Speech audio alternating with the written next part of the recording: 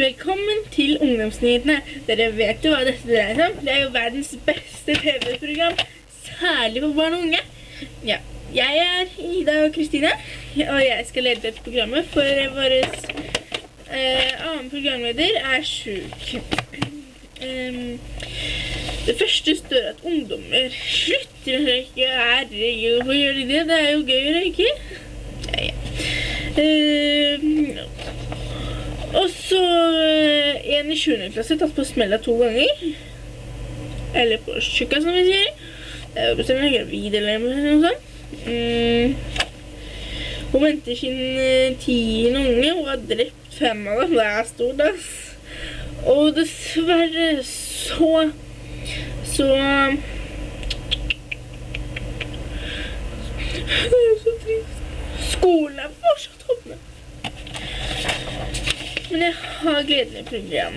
Rektor slutter, Thomas Hansen slutter det mange skal slutte for grunn av elevene på skolen er bråkete.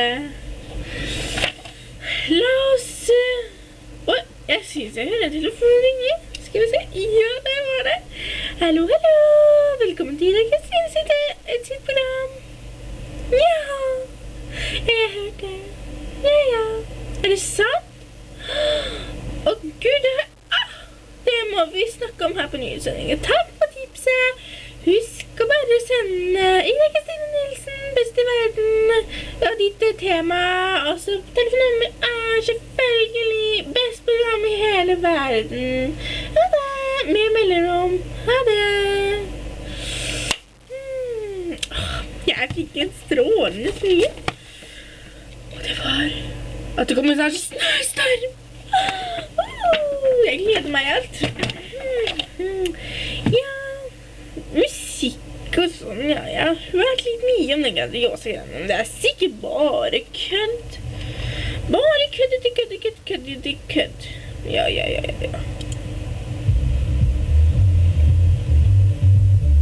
Hva er det? Hva? Hva er den lyden? Hva er den lyden?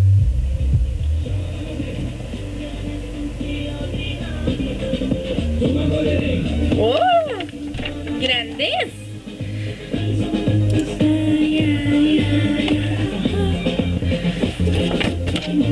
Dette er Grandiosa fullpakke!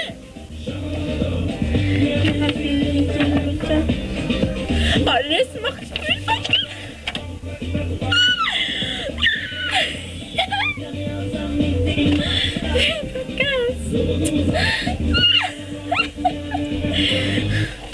Hørte dere sangen da? Det høres ut at de er den beste pizzaen. Jeg mente ikke det jeg sa i stad, men faktisk så synes jeg at lørdagspizza var ganske vond. Altså, jeg har ikke smakt den.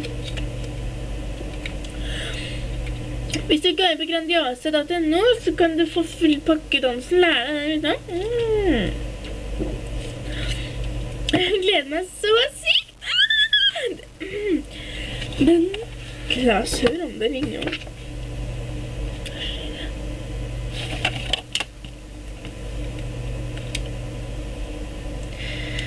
Ida Kristine Nilsen program, takk. Nei, jeg mener ikke takk, sier det er jeg som stiller programmet. Ja. Hva? Det er ikke mulig. Nå?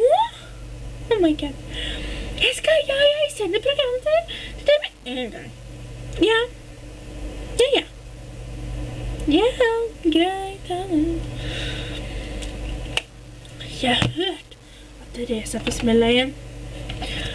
Og det snakket vi om i stad. Hun heter Therese. Hun er på sykehuset nå. Og får trillinger. Men nå er programmet snart slutt, så vi stikker inn om det er i neste del. Og da skal vi også forklare litt om hester. Jeg vet ikke helt hvordan, men vi har en crazy doktor. Greit. Det var slutten på dette programmet. Se oss neste episode. Ha det.